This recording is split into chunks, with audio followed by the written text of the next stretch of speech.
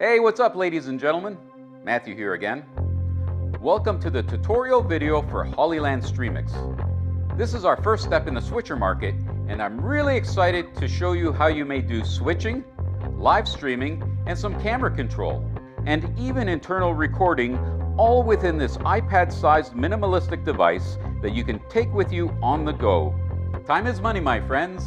Let's begin, shall we? Inside the box, you will get the Streamix unit, an Ethernet cable, DC adapter, and some Wi-Fi antennas.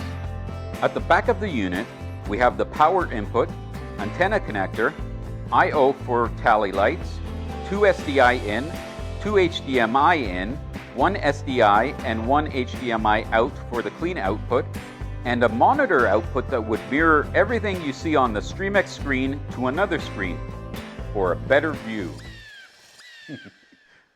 It's funny cuz for a better view happens to be our brand slogan.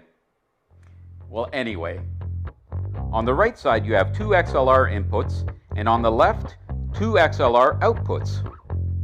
My configuration here is 2 cameras connected to HDMI ports, a PTZ camera connected to an Ethernet port, and a clean HDMI out going to this video monitor. On the very top of the screen, we get the clock, available disk space, and real-time upload-download speed.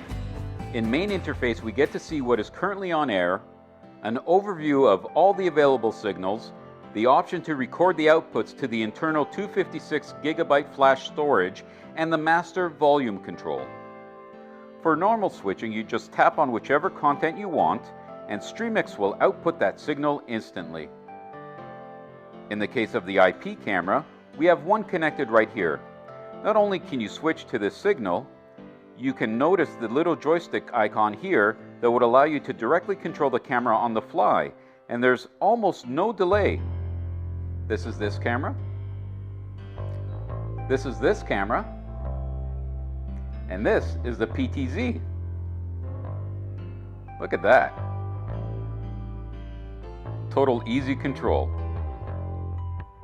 Okay, this one might look goofy to you at first because the stock pictures are sort of nostalgic 2000s, but if you go to my pictures, you will see the custom imported picture here. Next, we have the scoreboard. I can choose one of the templates and customize almost everything of this board, from the look of it, the titles, to the increments of the score depending on the game that I am live streaming. Last on this column is the audio channel config. I can activate all the channel audio together and mix them here, or just mute some of them. That's for the main control interface. Now, if we tap the gear icon on the top right, we are in the setting menu. In the setting menu, we get to set up everything that we would normally not change on the fly, like the audio-video recording bitrate, streaming destinations, streaming frame rates, bitrate, resolution. This setting really depends on the network condition you are in. If you are streaming content online, stable and smooth streaming is the top priority. You may need to lower these settings to achieve smooth uploads.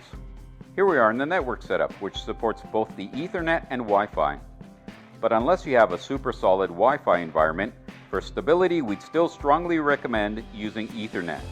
Here's something interesting. In the audio setting page, you get to turn on the denoising algorithm, which can be especially useful if it is getting the signal of an MC speaking in a loud environment.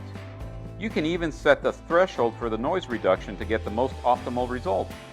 And we have a global analog volume setting here, the very useful audio delay feature to keep the picture and sound in sync, channel copy, which would turn one side of the stereo signal into a mono signal, and audio follow. Live plus server setting. File transfer. Aha! We're at this USB feature again. After the whole live streaming is done, if you have enabled content recording, then we would have freshly recorded files here. You connect an external hard drive and just do a simple copy and paste here to get the recordings out. Instead of using a hard drive, directly upload to an FTP server is also possible. Next, in the general settings, all the nitty-gritty settings of the device, like your time zone, project frame rate and fan speed. I'm really glad we got to set the fan speed ourselves, because at 10% now, it's barely audible. Great if the operator is also speaking to a mic like I am doing now. But in many cases, you probably won't need to capture audio right next to the switcher. In that case, you can just turn it back to higher speed for cooler runtime. The brightness. Very self-explanatory. The screen on Streamix has the brightness that's decent for most cases. But if you need to operate under bright sun, you will have to either get into a shade or just monitor with an ultra-bright field monitor. Last but not least, we have the system info here. A great feature here is that you can just do firmware upgrade right in the menu, so long as the Streamix is online and detects a new firmware available. From Hollyland. Alright, ladies and gentlemen, this wraps up the tutorial video for the Hollyland Streamix. It's such a rich featured device, but it's so intuitive and easy to use. If you have any questions regarding its usage, certain streaming compatibilities, or any question at all, don't hesitate to ask in the comments below. Meanwhile, happy streaming and have a great day. Bye-bye.